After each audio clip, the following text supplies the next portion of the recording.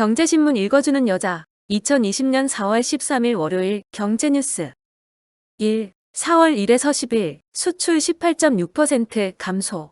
코로나19 영향 추정. 13일 관세청에 따르면 이달 1에서 10일 수출액은 122억 달러, 지난해 동기 대비 18.6% 감소했습니다. 이 기간 조업 일수는 작년과 같았습니다. 수입도 146억 달러로 작년 같은 기간보다 13% 감소했습니다. 이에 따라 이달 들어 10일까지 무역적자 규모는 약 24억 달러로 집계됐습니다. 코로나19 사태의 영향을 받은 것으로 추정됩니다. 2. 계속된 코로나19 여파. 타이어 공장도 잠시 멈춘다. 타이어 업계가 코로나19 확산에 따른 완성차 업체 휴업 여파로 국내 공장 가동을 일시 중단했습니다. 13일 관련 업계에 따르면 한국타이어앤테크놀로지는 이달 14에서 16일 대전 금산 공장의 가동을, 금호타이어는 이달 12에서 15일과 23에서 25일 광주 곡성 평택 공장의 가동을 중단키로 했습니다. 양사 관계자 모두 공장 중단은 글로벌 완성차 공장이 감산에 들어가 재고량을 조절하기 위해 내린 결정이라고 설명했습니다.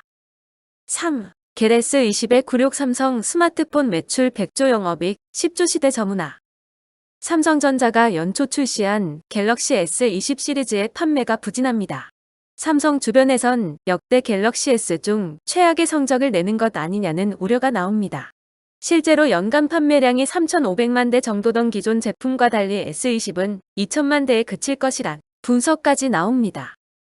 S20의 판매 부진은 당장은 코로나19가 가장 큰 원인으로 지목되지만 삼성 스마트폰 사업의 근본적인 경쟁력 약화를 지적하는 목소리도 높습니다. 4. 삼성 4월 스마트폰 생산량 목표 1,000만 대 초반으로 급감. 13일 부품업계 관계자 말을 종합하면 삼성전자는 코로나19 영향으로 이달 스마트폰 생산량 목표를 1,000만 대 초반으로 잡고 있는 것으로 파악됐습니다. 삼성전자는 한 해 3억 대, 월 평균 2,500만 대 스마트폰을 생산합니다. 한 관계자는 3월까지 생산된 스마트폰 재고 물량이 많고 코로나19로 인도와 브라질 공장 가동이 중단됐다며 물류 차질이 있는 지역도 많아 제품을 생산해도 보내지 못하는 상황이라고 말했습니다.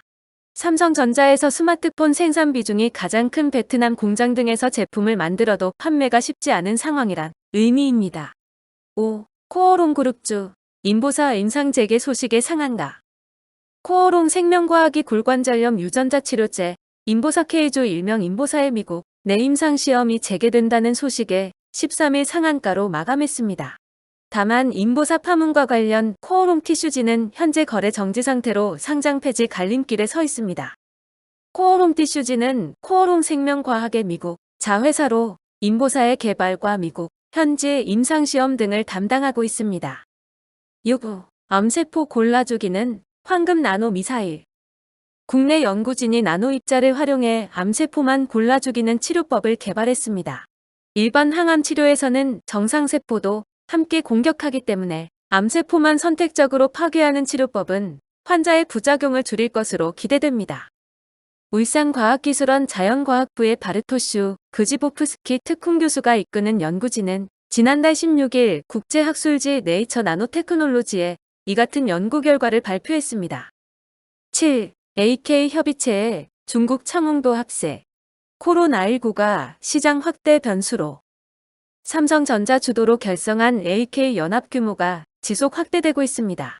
지난해 초 출범 당시 5곳에 불과했던 회원사는 최근 24곳으로 늘었고 참여 기업의 면면도 훨씬 다양해졌습니다.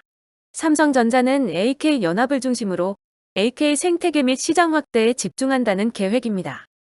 13일 관련 업계에 따르면 AK연합은 최근 중국 가전, TV 제조사인 창홍이 가세하면서 회원사가 24곳까지 늘었습니다. 창홍은 중국 TV 제조사 빅5 가운데 한 곳입니다. 시장 조사업체 옹디아는 최근 보고서를 통해 올해 전 세계 TV 출하량이 지난해보다 8.7% 감소한 2억 350만 대에 그칠 것으로 전망했습니다. 애초 지난해보다 올해 TV 출하량이 1.1% 성장할 것으로 내다봤으나 코로나19 사태가 장기화하자 전망을 급히 수정했습니다. 8. 중국 LCD 공세 나비 효과. 디스플레이 업계 지각 변동 예고. 중국 디스플레이 업계의 LCD 공세가 나비 효과를 일으켰습니다. 국내 업체들은 LCD 비중을 줄여왔고 결국 삼성 디스플레이는 연내 생산 중단을 선언했습니다. 중국 업체들도 수익성 악화로 교통정리되는 분위기입니다. LCD 시장이 위축되자 패널 제조사들은 전략을 수정했습니다. 삼성 디스플레이는 중소형은 올레드, 대형은 퀀텀 다수로 방향을 잡았습니다. LG 디스플레이도 올레드 중심으로 사업 구조를 재편하고 있습니다. 9. 오펙 플러스 감산 합의에 골드만 불충분. 유가는 일단 강세. 오펙 플러스의 감산 합의 소식에 국제유가가 13일 일단 강세를 보이고 있습니다. 오펙 플러스의 감산 합의 소식이 나온 직후 브렌트유 가격은 장 초반 한때 8%까지 올랐으나 시간이 흐르면서 상승분을 일부 반납했습니다. 이는 코로나19에 따른 원유 수요 감소분이 하루 3천만 배럴에 달할 것으로 전망되는 등 이번 감산 합의만으로는 공급 과잉을 해소하기에 역부족이라는 시장의 시각이 반영된 데 따른 것으로 보입니다.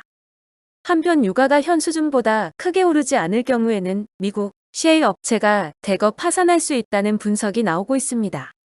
10. 두산그룹 채권단의 두산중공업 재무구조 개선 계획 전달. 두산그룹은 유동화할 수 있는 모든 자산에 대해 검토를 진행 중이라는 입장입니다. 두산그룹은 책임 경영을 이행하기 위해 뼈를 깎는 자세로 재무구조 개선 계획을 마련하고 두산중공업 경영 정상화에 모든 역량을 집중한다는 계획이라고 말했습니다.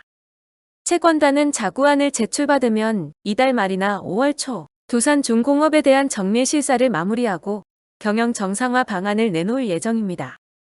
10일 두산인프라코어 사우디 폴란드에서 굴절식 덤프트럭 수주. 두산인프라코어는 사우디아라비아 건설업체와 ADT 10대 판매 계약을 체결했습니다. 이는 사우디아라비아의 한 해 ADT 시장 규모의 절반에 해당하는 대형 수주입니다. 앞서 두산인프라코어는 폴란드 석탄 골재 기업과 신제품 ADT 5대 판매 계약도 체결했습니다. ADT는 광산, 채석장 등 험지에서 주로 쓰이는 대형 덤프트럭입니다.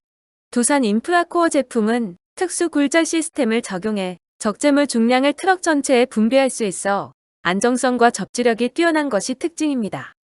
12. AI가 회의록도 정리해준다. 네이버 새 음성인식 기술 공개. 네이버는 길고 복잡한 문장을 인식하고 이를 텍스트로 변환할 수 있는 새로운 음성인식 엔진을 클로바 홈페이지에 공개했습니다. 이 엔진에는 네스트 기술이 활용됐습니다. 심층 신경망 통합 모델링 음성 자동 자막 생성 기술로 지난 1월부터 네이버 동영상 뉴스 등 일부 서비스에서 도입됐다가 이번에 일반 사용자에게도 무료로 공개됐습니다. 13. 3월 실업급여 지급액 9천억 원. 역대 최대. 코로나19 여파로 일자리를 잃은 사람이 늘어나면서 지난달 구직급여 지급액이 역대 최대 규모인 9천억 원에 달한 것으로 나타났습니다. 고용노동부가 발표한 3월 노동시장 동향에 따르면 지난달 구직급여 지급액은 8,982억 원으로 지난해 같은 달과 비교해 40% 넘게 급증했습니다. 또 지난달 구직급여 신규 신청자는 15만 6천 명으로 작년 같은 달보다 3만 1천 명 증가했습니다. 14. 빛만 쬐어도 비만 당뇨 제거하는 기술 개발. 빛을 쐬는 것으로 호르몬 분비를 억제해 비만 당뇨 등 대사성 질환을 치료할 수 있다는 연구 결과가 나왔습니다. 한국연구재단은 가톨릭대학교 나건 교수 연구팀이 비만 환자에서 지방 축적을 돕는 GIP, 호르몬의 분비를 억제할 수 있는 광역학 치료 기법을 개발했다고 13일 밝혔습니다. GIP는 인슐린 분비에 관여하는 십이지장 내 호르몬의 하나입니다. 이번 연구 성과는 국제학술지 바이오 머터리얼즈에 지난달 26일 실렸습니다. 15. 중국 반도체 디스플레이 부품 자급자족해라. 국산화 정책 강화. 반도체 및 디스플레이 업계에 따르면 중국 정부는 최근 코로나19 사태로 전방 산업이 위축되자 자국 제조업 육성을 위한 보조금 지급을 통해 중국 원제품 업체들이 중국산 반도체와 디스플레이를 구매하도록 권고하는 정책을 강화하고 있습니다.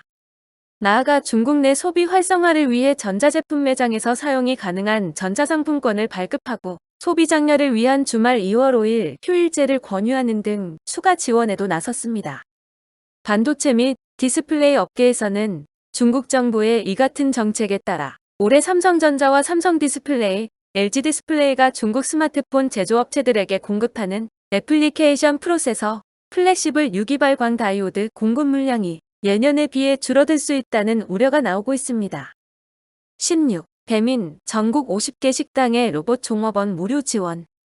배달앱 배달의 민족 운영사 우아한영제들은 4월 13일 코로나19 여파로 영업에 어려움을 겪고 있는 식당을 위해 서빙 로봇 딜리플레이트를 무료로 지원한다고 밝혔습니다. 대상은 전국 약 59 식당으로 4월 중순부터 2달간 로봇 종업원을 쓸 수 있습니다. 서빙 로봇 딜리플레이트는 우아한영제들이 지난해 11월 국내 최초로 렌탈 프로그램을 통해 일반 식당에 공급하고 있으며 현재 전국 16개 식당에서 23대가 운영되고 있습니다. 렌탈 프로그램은 로봇 대여부터 정기관리, 영업배상 책임보험 등이 포함되어 있습니다. 렌탈 가격은 3년 계약 기준 월 60만원, 2년 계약 시 월 90만원입니다. 17. 식약처 사용경험 코로나 치료제 백신 임상심사 7일 이내 완료. 식품의약품안전처는 신속한 코로나19 치료제 백신 개발을 위해 고강도 신속 제품화 촉진 프로그램을 가동한다고 13일 밝혔습니다. 안전성이 입증된 플랫폼을 사용해 개발한 백신은 독성 시험을 면제하는 등 코로나19 예방 또는 치료 효과를 기대할 수 있는 의약품에 대해 개발 단계에 맞는 최소한의 자료 제출로 임상시험에 진입할 수 있도록 도울 계획입니다. 또 경험 있는 심사자로 구성된 심사팀을 운영해 사용 경험이 있는 물질의 경우 7일 이내, 신물질의 경우 15일 이내로 임상시험 심사 기간을 획기적으로 단축할 예정입니다. 허가를 할 때에도 우선적으로 신속하게 처리할 예정입니다. 18. 에클론 코로나19 이중항체 어피바디 단독치료제 개발 착수. 항체 신약 개발 전문업체인 에클론은 자사가 보유한 플랫폼을 통해 코로나19 치료용 이중항체 및 어피바디 단독치료제 개발에 본격 진입했다고 13일 밝혔습니다. 에클론 관계자는 당사의 코로나19 항체 TF팀은 단시간 내 치료제를 개발하기 위해 다각도의 후보물질 도출을 동시에 진행하고 있다면서 신규 도출될 단클론 항체 외에 기존 도출된 인간 항체들의 병용 요법이나 항체와 어피바디 조합의 어피맵 이중항체로의 개발도 함께 진행하고 있다고 말했습니다. 19. 키즈 스마트워치 시장 8% 증가. 5대 중 3대는 중국서 팔려. 13일 시장조사업체 카운터포인트 리서치의 최신 3월 인터넷 보고서에 따르면 지난해 전 세계 키즈 스마트워치 시장은 전년 대비 8% 증가했습니다. 지난해 기간 팔린 키즈 스마트워치 62%는 중국에서 판매된 것으로 조사됐습니다. 중국의 뒤를 이어 중국과 인도를 제외한 아시아 지역의 점유율이 11%로 2위였습니다. 카운터포인트는 중국 업체들이 인도네시아, 태국, 말레이시아 등 동남아 지역으로 진출하면서 시장을 아시아 지역의 점유율이 높아진 것으로 분석했습니다. 20. 우리은행 신용대출 심사에 자산평가지수 도입. 우리은행은 개인 신용대출 심사에 실질적인 상환 능력을 평가할 수 있는 자산평가지수를 도입했다고 13일 밝혔습니다. 자산평가지수는 개인이 보유한 자산 중 주택평가 금액을 규모별로 등급화했습니다. 자산평가지수 도입으로 과거 소득 증빙이 어렵거나 신고소득이 적어 대출에 어려움이 많았던 개인 사업자나 은퇴자도 비교적 쉽게 신용대출을 받을 수 있게 됐습니다. 2020년 4월 13일 월요일 경제뉴스 끝. 구독과 좋아요 그리고 알림 설정 부탁드립니다.